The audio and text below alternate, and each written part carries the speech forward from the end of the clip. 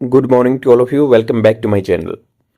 अगर आपको न्यूज़पेपर की पीडीएफ डाउनलोड करनी है तो आप विजिट कर सकते हैं टेलीग्राम चैनल पे। वायु क्लासेस टेलीग्राम चैनल का नाम है। यहाँ Indian express and the Hindu newspaper की पीडीएफ फ्री में प्रोवाइड करा दी जाती है और ये आर्टिकल आपके एग्जाम के लिए बेनिफिशियल रहेगा और स्पोकन इंग्लिश यहाँ से भी सुधरेगी।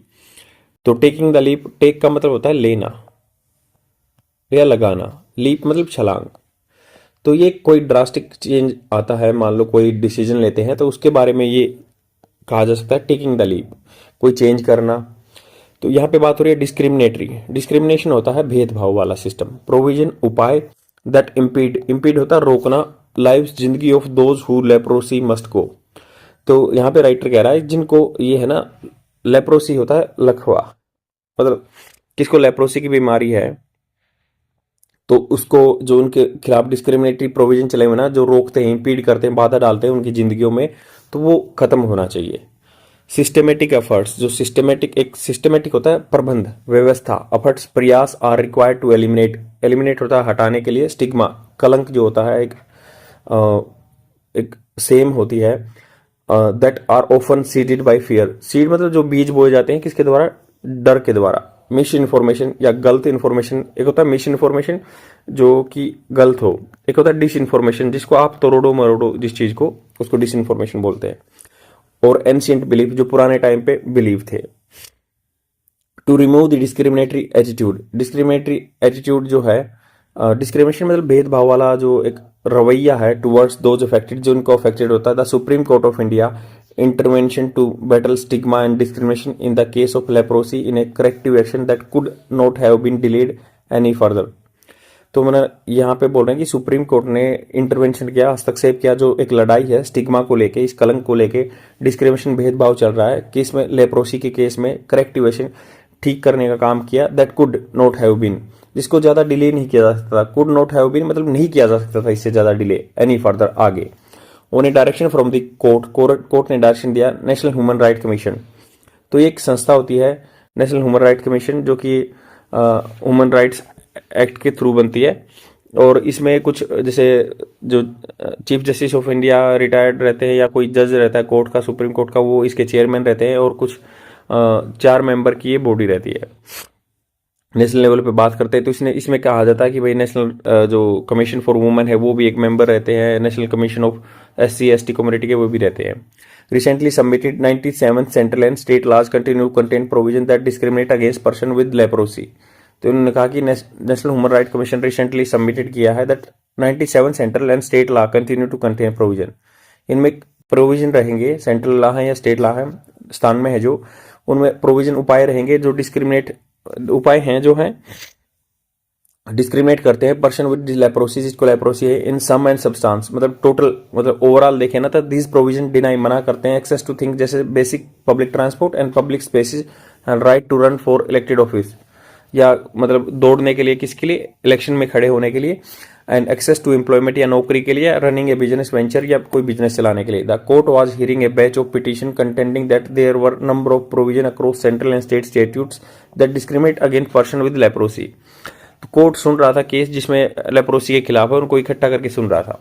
कोज mainly by bacterium mycobacterium leprae, तो ये इसमें बैक्टीरिया से होती है बीमारी। Leprosy is among earliest known infection to affect humans. तो लेप्रोसी क्या है, एक अर्लीस्ट जो नॉन इन्फेक्शन था, पहले से ही चला रहा है, जो ह्यूमन को इफेक्ट करता है, विद स्केलेटन एविडेंस, स्केलेटन मतलब ढांचे से एविडेंस मिले, dating back to 2000 BC, before Christ era, मतलब 2000 BCE साल पहले जब हड़प्पा संस्कृति होती थी। Today India continues to report 57% of leprosy cases worldwide. India में लगभग जो टोटल है 57% केस है। विथ जेनेटिक प्रीडिस्पोजन होता है झुकाव रहना, पहले से ही जेनेटिक मटेरियल में दिक्कत है तो वो रहेगी। लिविंग इन अनसैनिटरी कंडीशन, जहां साफ सफाई नहीं है उस कंडीशन में रहते हैं। रेजिंग दिस सस्पेक्टेबिलिटी, इससे संशय पैदा होता है। The NHRC which has been in pursuit this issue since 2021। तो नेशनल ह्यूमन राइट कमीशन जो है इस प्रयास में है 2021 से। फर्स्ट पुट आउट एक कंप्रेहेंसिव डॉक्यूमेंट, इसने पहली बार एक बहुत व्यापक रूप से डॉक्यूमेंट लिया that recommended early identification timely treatment, जो कि रिकमेंडेड करता है अर्ली, जल्दी identification and timely treatment, rehabilitation या उसको कोई गलत चीज हुई है उसको सुधारना, एंड रिमूविंग डिस्क्रिमिनेटरी प्रैक्टिस, या रिमूव करना जो कि भेदभाव वाली प्रैक्टिस है, to ensure dignity and equal access to fundamental right, dignity and equal access to fundamental rights for person with leprosy. This includes a plea to the centre to enact a law to replace derogatory terminology. इसमें सम्मिलित है एक याचना central government को करते हैं enact लागू करने के लिए लॉ कानून टू रिप्लेस डेरोगेटरी टर्मिनोलॉजी। जो मतलब डेरोगेटरी होता है एक किसी की बेइज्जती करना, रिप्लेस डेरोगेटरी टर्मिनोलॉजी जो यूज हुई है ना जो सेंटर के लॉ में, that persist the law of land, जो कानून के बनी हुई है यहाँ पे जो कानून है उसमें परसिस्ट होता है लगातार बने रहना। एंड ए पॉइंटेड रिकमेंडेशन या पॉइंट रिकमेंडेशन दिया है यूनिक आइडेंट जो जहां से आधार बनता है, unique identification authority of India to promote the use of iris scan for Aadhaar enrolment. तो वो प्रमोट करेंगे आइरिस स्कैन को, जो आंखों की रेटिना वगैरह इनको। As leprosy primarily affects the fingerprint, जिससे लेप्रोसी से क्या है आदमी के फिंगरप्रिंट खराब होते हैं थ्रू नर्व डैमेज, तो ताकि नर्व डैमेज हो जाते हैं उससे। गिवन दैट ए प्लेथोरा काफी मात्रा में medical advancement have enabled leprosy to be a non infectious condition. Non infectious मतलब अब एक दूसरे से लगती नहीं है, छुआछूत की बीमारी नहीं रही है मेडिकल कंडीशन की वजह से। एंड फुली क्योरेबल, इसका इलाज है विद द राइट इंटरवेंशन, अगर सही टाइम पे हस्तक्षेप हो जाए। It will be a shame to allow this, मतलब एक शर्म की बात होगी अगर अलाउ करते हैं ऐसी डिस्क्रिमिनेटिंग प्रैक्टिस को। या एंटी डाइल्यूवियन प्रोविजन, एंटी डाइल्यूवियन का एग्जैक्ट मीनिंग जान लेते हैं। एंटी डाइल्यूवियन का मतलब पुराना, जो मतलब प्राचीन टाइम से चला रहा है, 2000 BC से चला रहा है।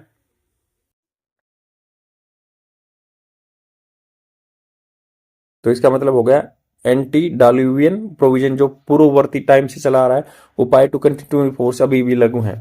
The judges directed all states and union territory to submit reports detailing the steps that they have initiated in this regard।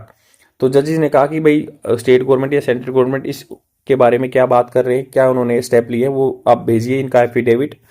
In fact सच्चाई में आर्म्ड विद एविडेंस, मतलब इनके पास सबूत है। That the NHRC has provided, जब प्रोवाइड किया है, central and state must set themselves the urgent task of removing this provision.